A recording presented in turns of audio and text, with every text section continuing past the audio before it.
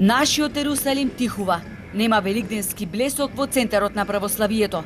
Во 7 милениумскиот град кој што секогаш знаел ширум да ги отвори портите за сите гости кои што сакаат веста за Христовото воскресение да ја дочекаат тука, годинава нема живост, нема радост, нема кој да му се восхитува на спокојниот Охрид кој вообичаено за Великден е полн со туристи. Ривиерата е пуста.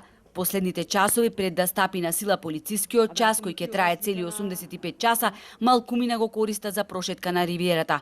Луѓето се разминуваат и немо се поздравуваат. Секој со иста мисла, што побрзо да се надмине оваа ситуација и да се врати стајот во градот кој буди продуховени чувства. Отивака празен не го личи. Спрема ситуацијава и го личи по мое. Можда и мене во моментов не ме личи овдека, ама ето излегов, што да речеме друго. Дали бевте деновиве во црква да запалите свеќа? Не сум мојден да. Овдека само кај ова Свети Димитрија. Од Сабајле кој излезам да пазарам си палјам и свеќа, така. Сметате дека треба црквите да се посетуваат за Великден? Па требите, ама сега како што е сутринта цигава, се знае дека не може. И треба да го почитуваме тоа. Годинава дома. А трпезата? Трпезата исто ќе се наредиме кој што треба и дома, се. Бевте во црква деновиве? Не сме ојдени. А планирате да одите денови кога не е полициски час?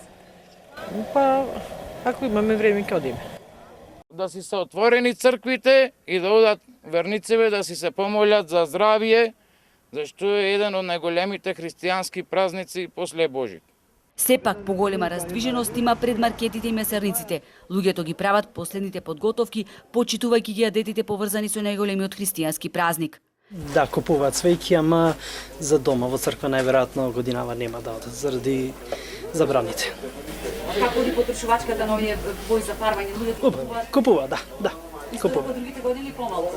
Помалци, зашто помалци фарба заради тоа така.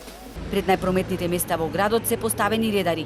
Тоа е една од препораките на Општинскиот кризен штаб за заштита од коронавирусот. Секој собир е високо ризичен, без оглед каков е собирот, дали за скара, дали верски, било каков. Секој собир е високо ризичен и тоа треба да се избегнува. Традиционално централната богослужба ќе се одржи во Свети Климентовиот храм Свети Пантелемон на Плаошник во присуство на неколку свештеници, но без масовни собирања во црквите.